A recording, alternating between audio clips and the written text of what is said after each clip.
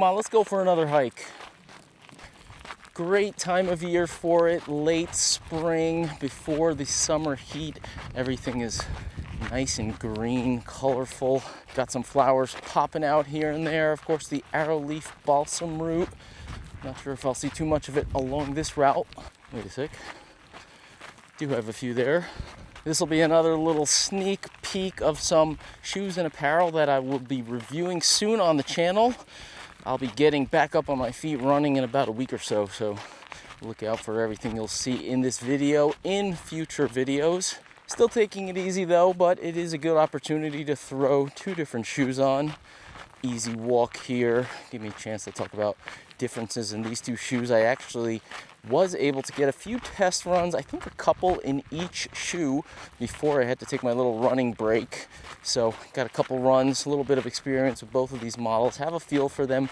I was looking to get maybe a run or two more before putting up videos on each of these shoes, but just didn't get a chance. So they're kind of in the same wheelhouse. Figured I'd take a walk and discuss it a little bit. Also got some apparel to take a look at along the way here. This is the Shakeout Core graphic tee.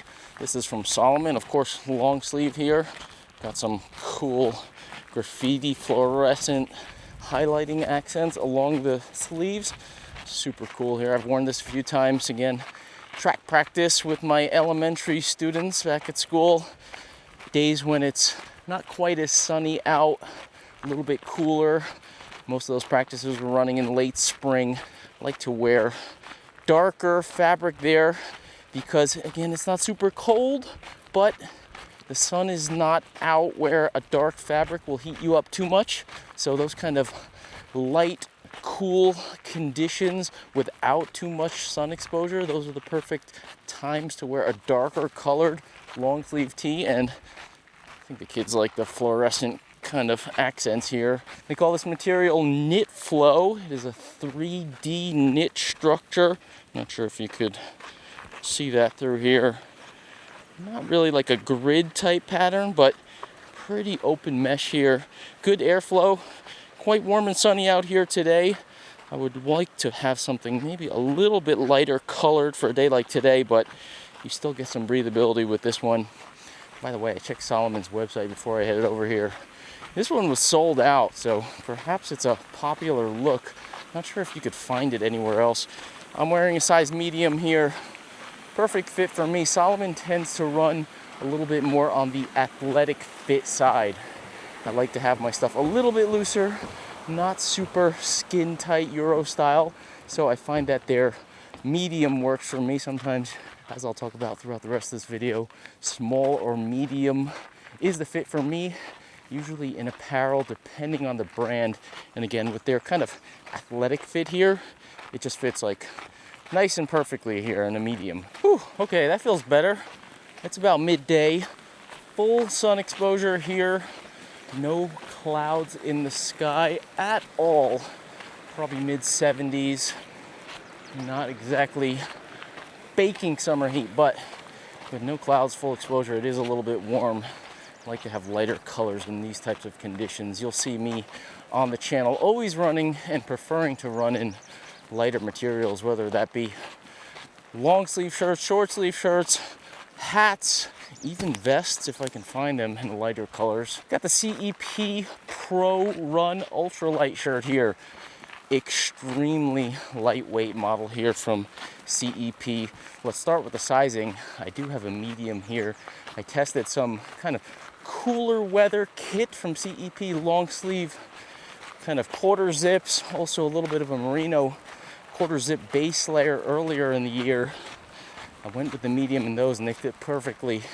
Here in the medium, a little bit of a looser fit, I'd say, compared to Salomon. Mediums and CEP give you a little bit more space. CEP does denote on their website that this one has a classic straight cut design. So not tapered around the torso, a little bit of looseness there, which I do prefer. Again, I'm 5'10", about probably a little over 140 after a month of not running, maybe closer to 145. a little bit on the thinner side, generally speaking. I believe they have a model on their website at 6 foot 2 inches, and they have them also in a size medium. So you'll see a little bit of a snugger fit in the sample pictures on the website. But for me, I do like the looser fit. Medium works well for me here, but compared to Salomon, again, a little bit more space around the torso, which I don't really mind. You've got bonded seams here along the hem, the sleeves, the collar here lays nice and flat. No stitching anywhere around the edges of it. I like the opening here. I like the bonded seams around the neck. Not so tight around there too. Feels kind of airy around the neck area, which is something I usually like in a shirt.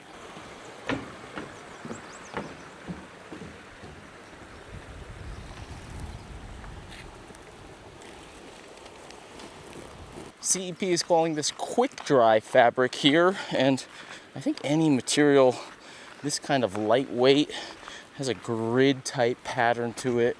The Salomon long sleeve I was wearing earlier had that kind of rounded ventilation holes.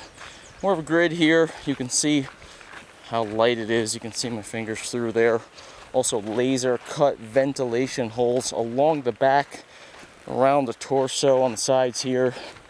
Just crazy lightweight, ultra lightweight. In fact, this is going to be a great piece, and you'll see this in future videos on the channel when I'm testing everything else. Need to be out there in the sun. It's great to have a white shirt like this. You might have caught a peek at the shorts there. I've got Salomon Sense Aero 7-inch shorts on today. Last time I went for a hike, it was a little bit cooler. I was wearing kind of these Prana regular shorts, but it's a little bit warmer today, so I might as well wear some running shorts. They are a little bit lighter and airier. The shirt I had on earlier was knit flow. This is grid flow. See the difference in the ventilation here. Have a grid type pattern similar to the CEP shirt that I'm wearing, but you could just see the airiness of this, how the air can flow right through that grid. Really great, really nice and breathable. It is a brief liner inside the shorts here. I typically prefer boxer type liner just for the chafing aspect, but from time to time it is nice, especially when it's hot, to wear a brief liner. They do feel a little bit cooler around the legs, and certainly with this grid flow fabric here, you can definitely feel the air flowing around there, which is quite nice. I'd say based on storage capacity, this is more of your kind of standard everyday running short. It's not one of those ultra distance waist belt carry everything type of short. They do have a couple of pockets in there. There's a full zip pocket in the back for secure items. You want to store your, of course, credit card, keys, or single key possibly, a little bit of cash, that kind of thing. But there are also 2 interior gel pocket liners. I brought along 2 SIS beta gels with me today. They're 40 grams, a little bit taller than your typical gel, although 40 grams seems to be becoming more standard these days. Taller gel packets than in the past seem to be more standardized. And the pockets are oriented probably just off to the side of the zipper pocket, not on the side hip, but more so on the rear. And it is kind of easy to kind of fish in there and find the openings for the gels, and they are quite deep. So even with this taller 40 gram gel here from SIS, they sit fully inside and underneath the waistband of the short. The top part of each little gel packet is resting against my skin. The fabric of the pocket is still quite deep, but the top of it is sticking out a little bit, so you may want to make sure the gel packets that you have, at least the portion that you're going to situate to stick out the top of those pockets, doesn't have any kind of sharp edges. I've seen this in short design before, inner pockets, and I was always kind of leery about that aspect. I don't need 2 gels for this hike today, but I wanted to test it out before relying on it perhaps in a longer run. See how comfortable it was. Again, I feel those plasticky edges against my skin there, but the SIS tops are a little bit rounded in terms of having no sharp edges on the packaging itself. So I'm walking along, don't really notice it at all. It's actually quite comfortable, and I think you can see in my little loading up clip there, did some hopping around, and the bounce is quite good, or say lack of bounce of the gels. They feel really locked up against my body, which is what you want to have. I don't want to have them flopping around back there. This is just a brief, very brief section of shade here along this route most of the time. Even though we are in a little bit of a gulch here, Hall's Gulch it's called, you're still exposed. With the shorts here, you got a split on the outer edge here. That's very nice for comfort and not having it kind of stick on your thigh as you're moving. Feels very comfortable. It's a 7-inch short. Again, I prefer to have longish, not Courtney long, but say 5-inch short can be a little bit too much thigh for me to show off. I prefer a little bit more length. 7 inches is just about right, and that can vary depending on the short, but the length of this one is ideal for me. Exactly perfect for what I want to have.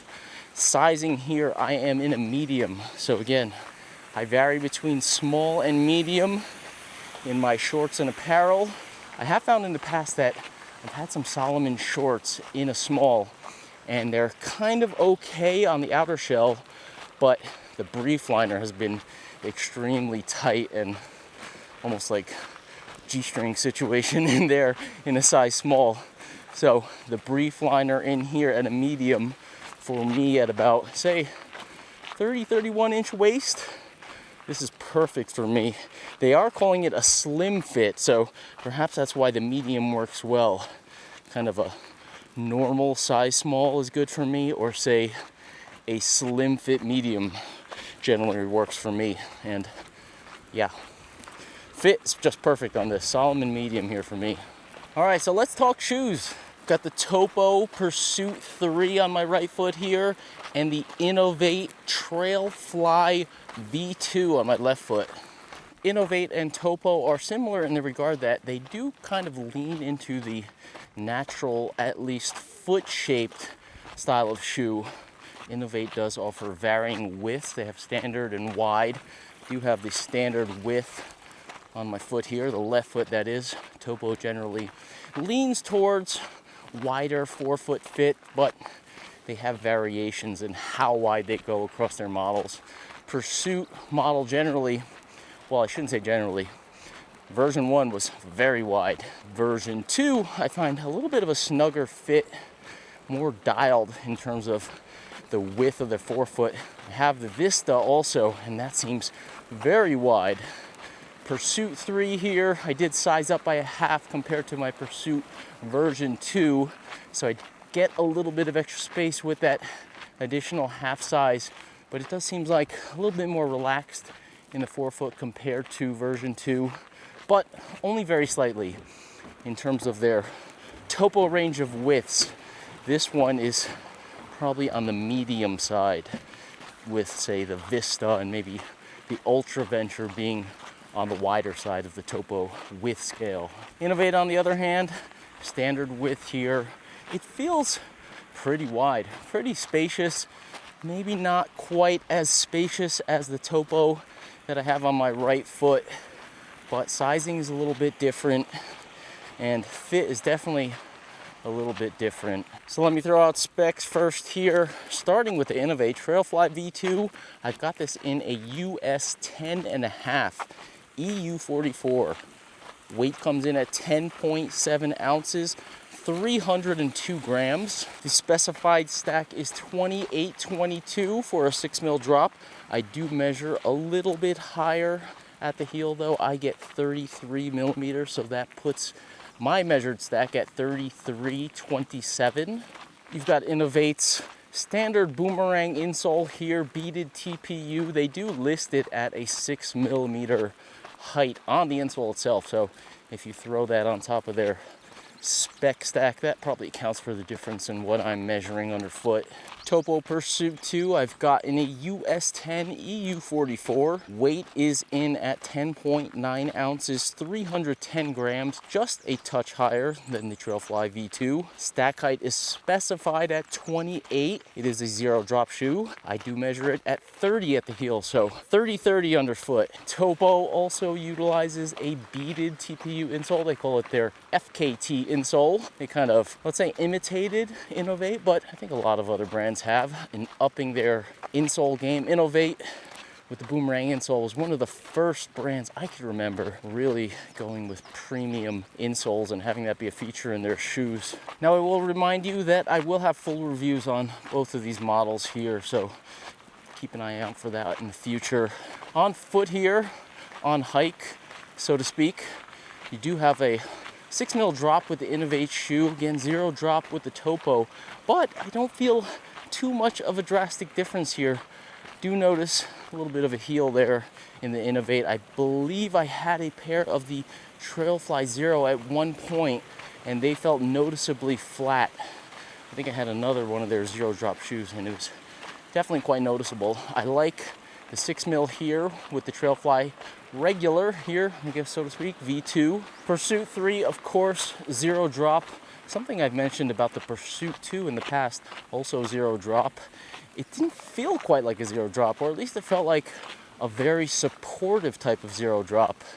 Really like the feel of it. It doesn't feel super flat. Under the heel, under the arch, there's just a touch of contour here, not a lot. Topos can tend to have more of that contour feel under the arch.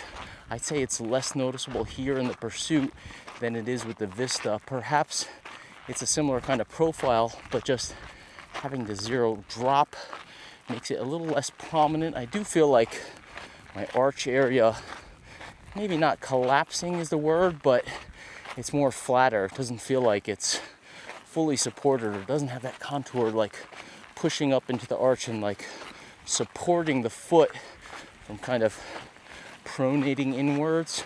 Pronating maybe too strong of a word there, but yeah, it definitely feels just as comfortable as you're gonna probably feel on a zero drop shoe. Of course, unless you're a zero drop fan or fanatic.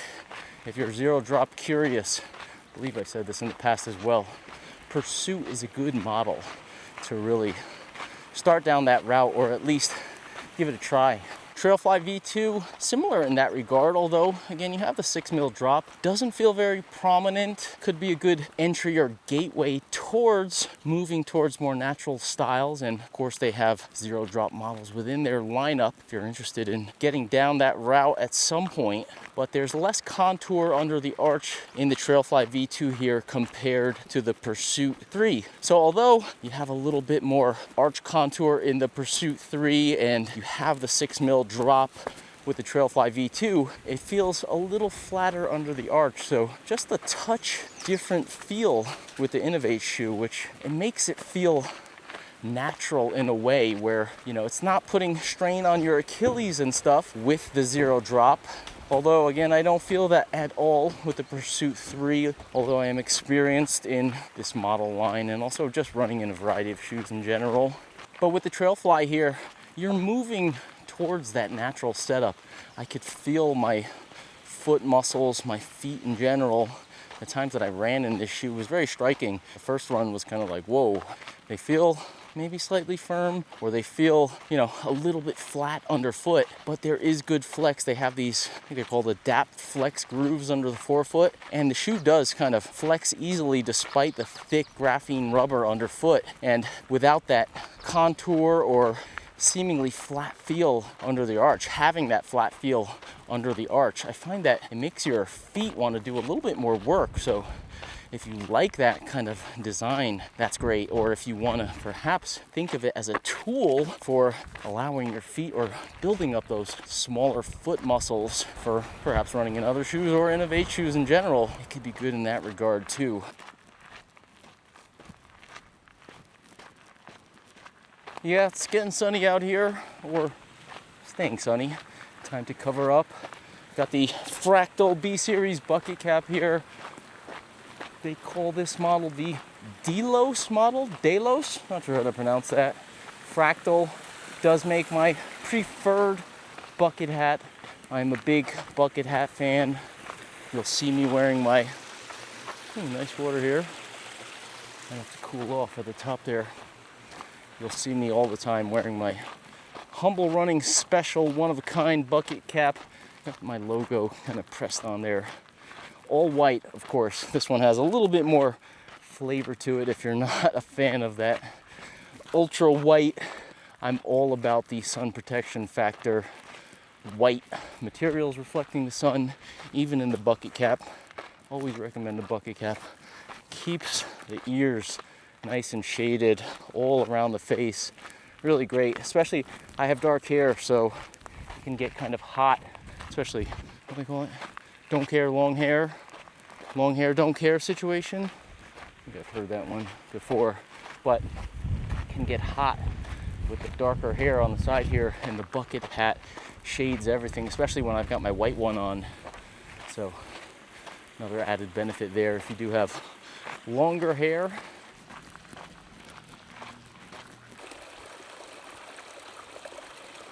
Also threw on this CEP Pro Run Ultralight Tech shirt here. Sun protection here, full sleeves. This is a light gray color.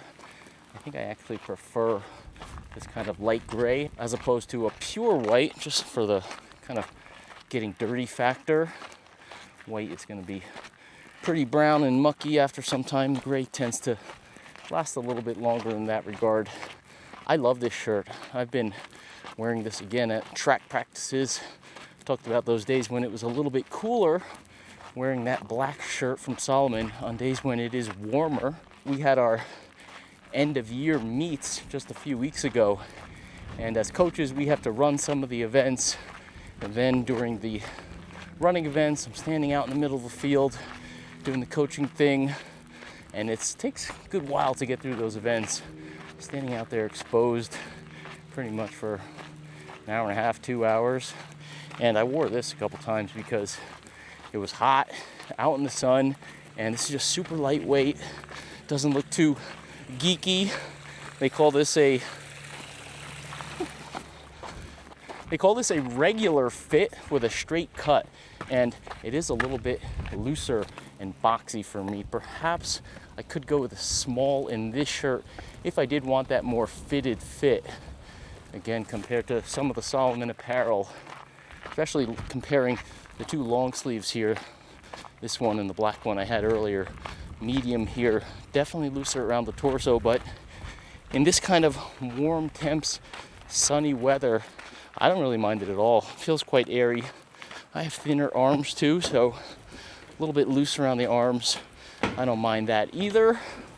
If you have, larger muscles than me, probably fill this out a little more. This long sleeve here has got two materials going on. You've got a grid type mesh, similar in design actually to the Scent shorts that I'm wearing. You've also got a raglan layer in the rear and on the underside of the arms. That's just a little bit softer, a little bit stretchier. Again, this is a bit of a looser fit on me, so I don't have any problems with restricted movement or range of motion, but a little bit of stretch there if you do fill out this shirt a little bit more, and I believe it's a little bit more breathable through that raglan mesh on the rear and the underside. Grid mesh, of course. You've got the holes for ventilation, but the squares kind of in there, they're going to block a little bit more airflow, so you have airflow throughout. It seems to work its way through this raglan layer on the underside of the sleeves and allow kind of moisture and air to evaporate. The whole back panel is that same material as well. Stop for a bit of a close-up here. Talk about some differences in the fit here.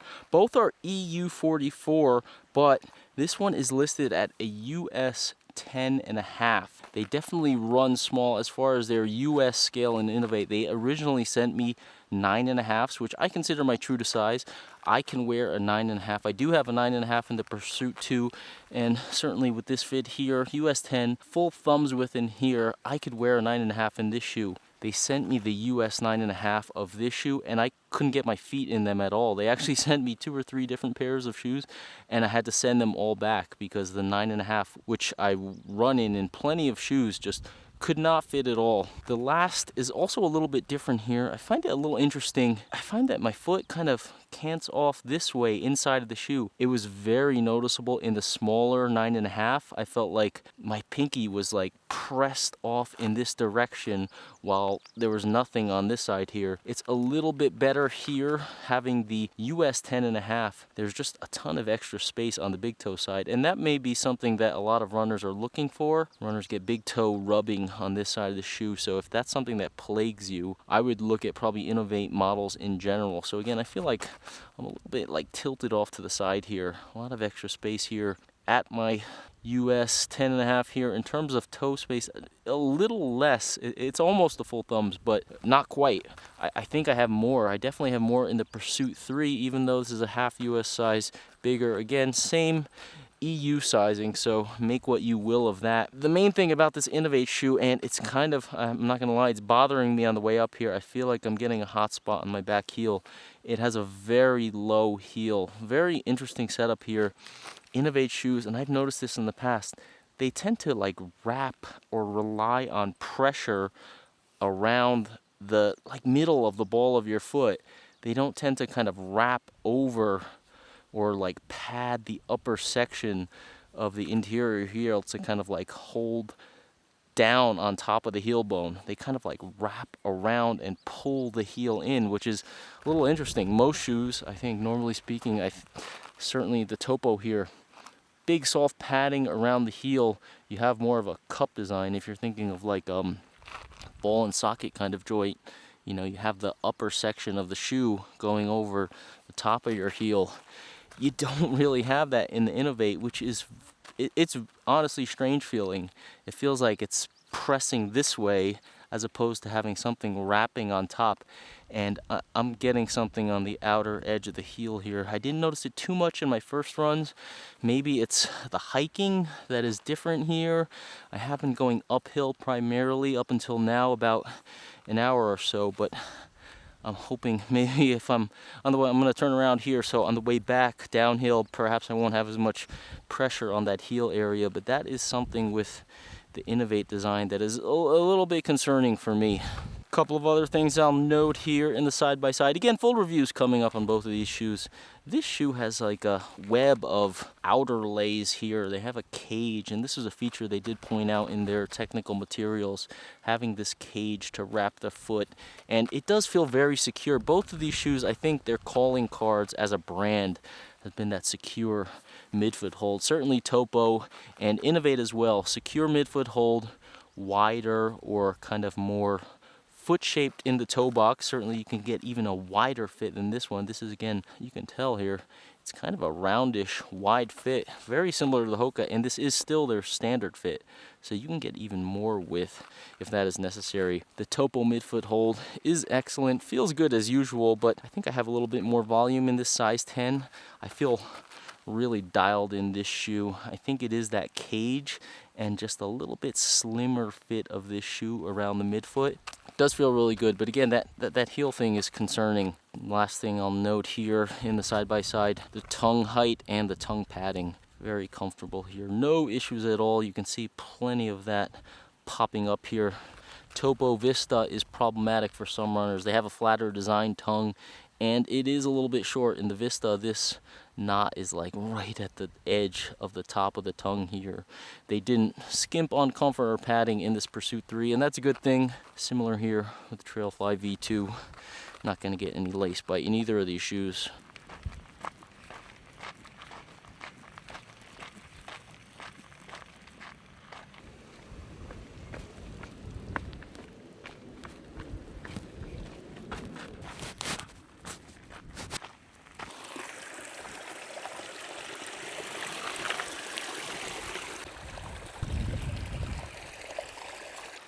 Salomon also sent me this bandana, by the way. I think they call it the gravel bandana. It has a kind of cool print on it. It is a stretchy material.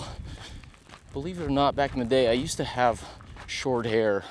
And when I kind of started growing my hair out, getting a little bit longer, I used to wear bandanas all the time. I had an assortment of bandanas, especially like playing sports and basketball and stuff, I would always wear a bandana, but just been wearing caps and bucket hats since I've been running. So I haven't really had a bandana in quite a while. I know some runners like to kind of tie one around their wrist. It can be good to have to kind of wipe your face off and stuff. I could see that being very convenient, and I think when I got this one, I was like, okay, a bandana, that's interesting. I was thinking about using it on my head. I'm like, well, that's not really gonna shade my face or my eyes. I would never actually wear this on my head, but it can be very useful as far as cooling off if you don't want to go the full kind of ice bandana route. Maybe it's not extremely deserty and hot. Sometimes you can get a chance just like that to kind of dip it in, get a little moisture around your neck. That can make a big difference in cooling you off, and generally just like wiping your face off. Salt, sweat, sunscreen, grime, dirt, everything. Of course, of a long run or race, if you have something like this, especially being that it's, you know, pretty lightweight, pretty stretchy, you could tuck that away. I'm wearing the Traverse pack again here. I got 20 liters of storage, but even in any other kind of smaller capacity scenario, you could tuck this away anywhere, or just kind of like, I don't know. This is feeling great right now with the water around my neck here. You might see me running or carrying a bandana in future videos. You might have kind of turned me on to this one here.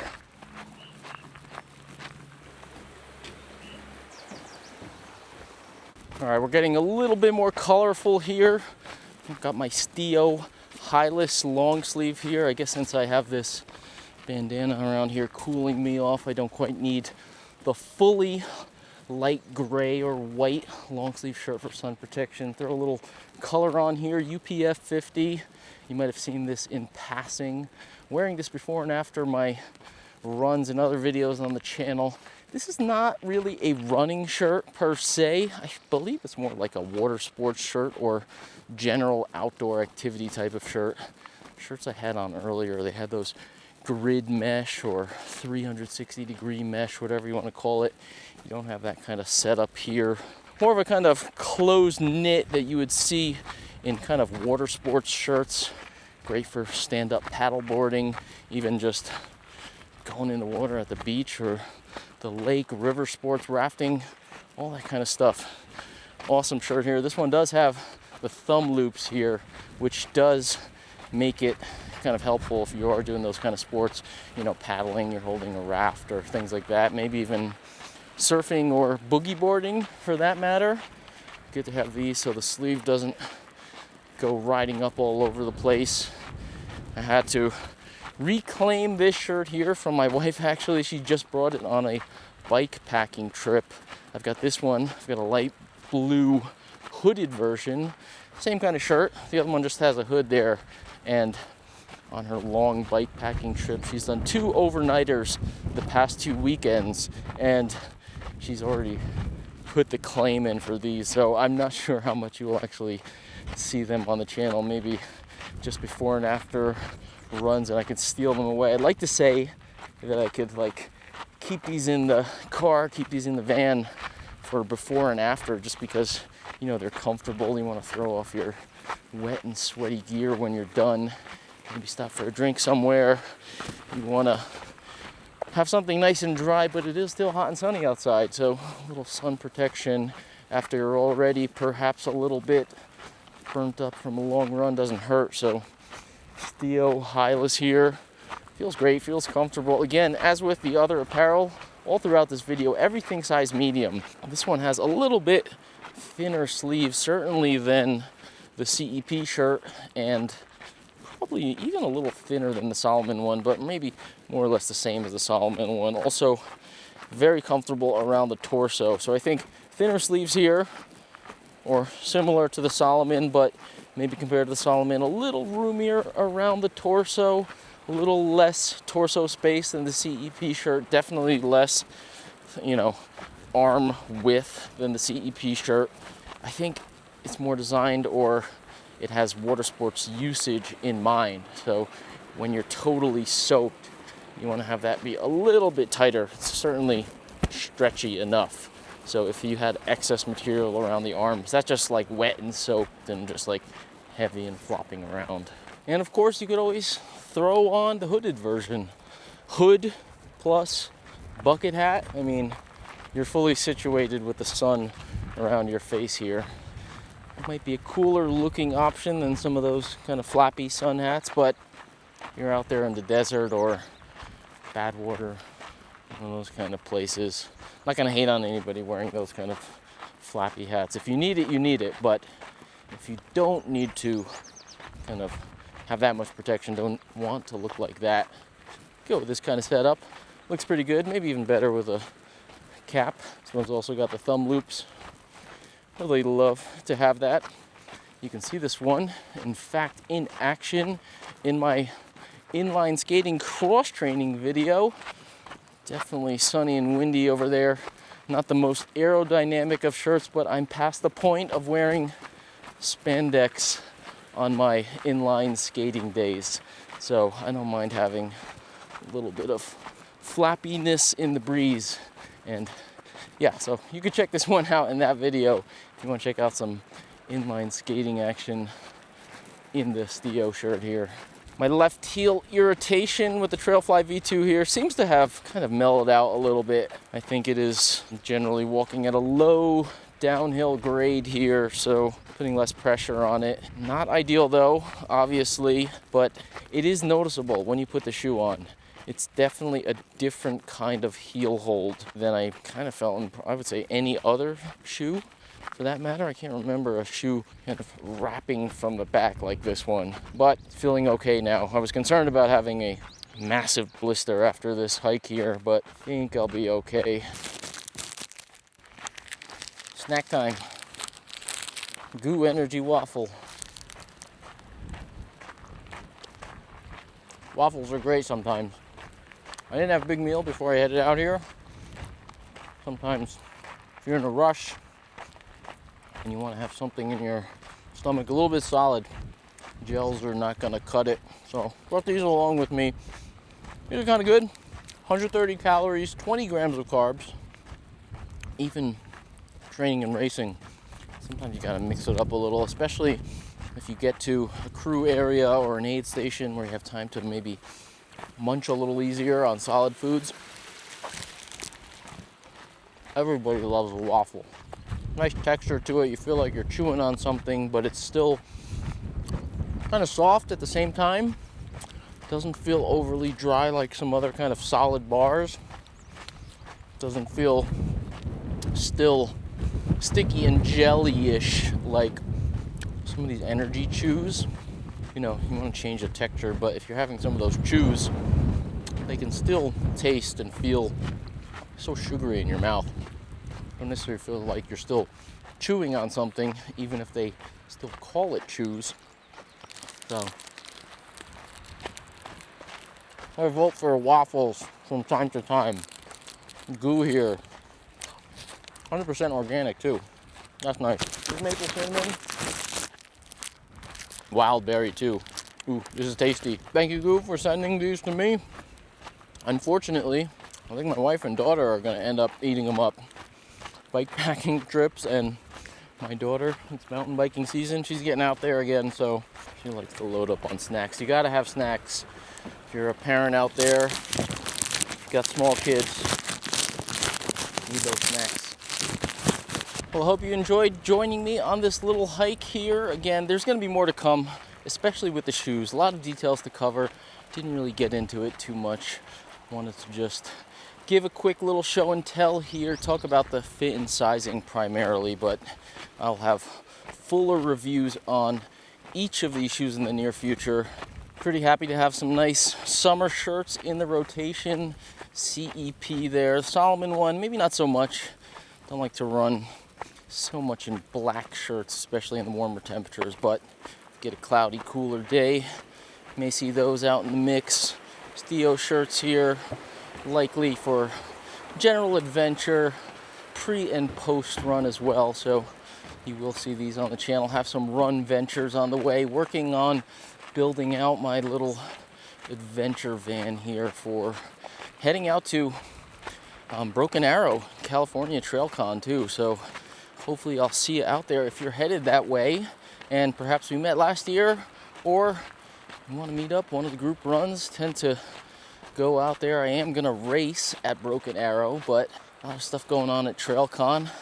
Love to meet up and say hi. It was pretty cool last time around, meeting some people. The channel was still relatively new, about 1 year ago at this point. I was kind of like surprised that people come up to me saying they had watched my videos or just saying hi or whatever. I was like, oh, okay. I don't know you, but that's very cool. Didn't expect that. So hopefully if you get a chance to head over there, great experience. TrailCon is awesome. It'll be my first time at Broken Arrow. I've been on some of the trails, of course, at last year's TrailCon, so I have an idea of what those races are going to be like. Hopefully I'll be in good condition, or at least ramped up to the point where I could somewhat handle that. We'll see. But in the meantime, as you can probably tell from my recent videos, I have quite a backup in the testing queue. So I'm going to try to hold myself back, not try to jump in full steam ahead once I get the green light to run again. But I do want to get out in a lot of these shoes and even gear and stuff, give them a shot. You may see some more early type of looks as I try to like work through stuff. I won't be able to probably do the long-term mileage, or at least medium-term mileage, that I typically do in a lot of my testing, just because, you know, I want to get stuff out there and I won't be able to be running as much as I have in the previous months, at least for a little while. So thank you for tuning in to this one here, and I will certainly see you back out on the trails in the near future. And by the way, I just remembered that I had these gels in here. I completely forgot. I've actually been walking for a mile or so since I signed off, and I just realized I had these 2 gels back here, and I completely forgot about them. Not that I want to eat them or anything, but I guess that is a vote for the comfort factor of those interior gel sleeves. I have to say, this is the first time ever that I have used interior gel sleeves like that in a short. So they feel they're pretty good. They're working good.